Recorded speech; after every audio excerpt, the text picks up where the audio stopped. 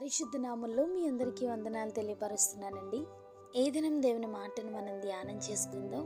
పరిశుద్ధ గ్రంథంలో నుండి సామెతలు 24వ అధ్యాయము 11వ వచనం. శ్రమ దినమున నీవు కృంగిన ఎడల నీవు చేతకాని వాడవగదు. హల్లెలూయా. ఆత్మీయ జీవితంలోనైనా లోకములోనైనా శ్రమలు సహజమండి. శ్రమను బట్టి కృంగిపోవడం కూడా అంతే సహజం. లోకమైతే శ్రమ కలిగింది, ఇంకా మీరు బాగుపడరు అని కృంగిన వారిని మరింతగా కృంగతీస్తుంది.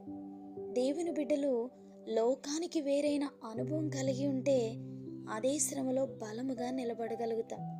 శ్రమను ఎదుర్కొనగలిగే ధైర్యం, శక్తి పరిశుద్ధాత్మ ద్వారా మాత్రమే మనం పొందగలుగుతాం.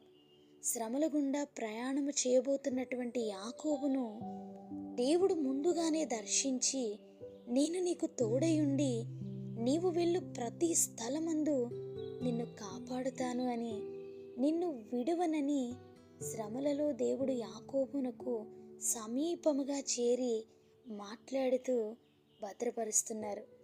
మనం ఆరాధిస్తున్న దేవుడు మనల్ని శ్రమలోనూ భద్రముగా నడిపించే దేవుడండి.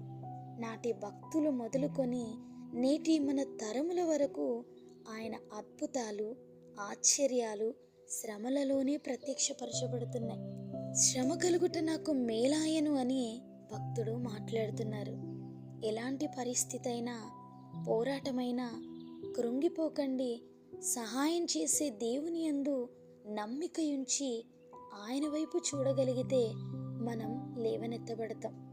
శ్రమలో నుండి, నిరుత్సాహంలో నుండి, వేదనలలో నుండి, మరణ అంచులలో నుండి ఆయన మనల్ని లేపి నిలబెట్టగలిగినటువంటి శక్తివంతుడండి.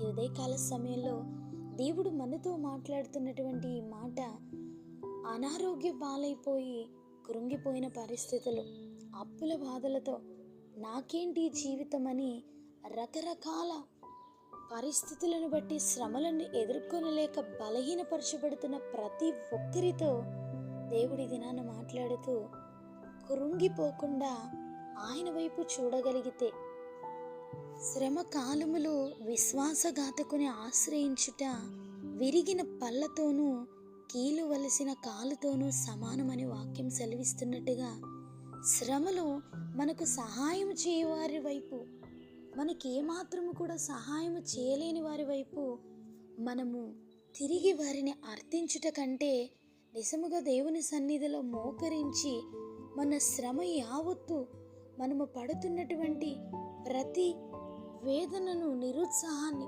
ప్రభు సన్నిధిలో మోకరించి మనం వివరించుకొనగలిగితే నమ్మకమైన దేవుడు మనల్ని ఆ శ్రమలో బలపరుస్తారండి. శ్రమ కలిగినప్పుడు మోకరించినటువంటి ఆ మోకాళ్ళ ప్రార్థన ద్వారా మనము బలం పొందడానికి, పరిశుద్ధాత్మ దేవునికి మన జీవితంలో కార్యం జరిగించడానికి మనల్ని మనం అప్పగించుకుంటూ అనుమతించినట్లే. శ్రమలు కలిగిన దేవుడు మాకేమీ చేయలేదని నిరుత్సాహంతో ఉంటూ దేవుని విసర్జించి ఇంకాస్త శ్రమల పాలైపోవట కంటే ఆ శ్రమలోనే ప్రభు వైపుకు తిరగగలిగితే దేవుడు మనల్ని బలపరుస్తారు. అనుమతించబడ్డ శ్రమ దేవునికి తెలిసినదే. ఆయన మనల్ని పరీక్షించడానికి, పరిశోధించడానికి మనకు అనుమతిస్తున్నటువంటి ప్రతి శ్రమను కూడా ఆయన ద్వారానే విడుదల పొందుకునే ఆలోచన మనం కలిగి ఉండాలి. దేవుడి దినాన మనతో మాట్లాడుతున్న ఈ మాటను బట్టి శ్రమల ద్వారా కృంగిపోకండి.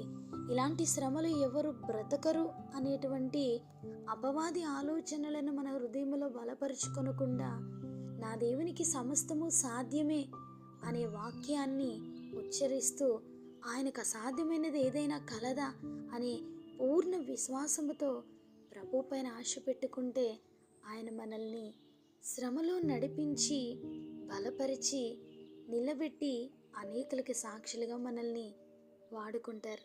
ఆ దేవుని యొక్క కృప మనందరికీ తోడై ఉండి మనల్ని బలపరిచునుగాక. ఆమేన్.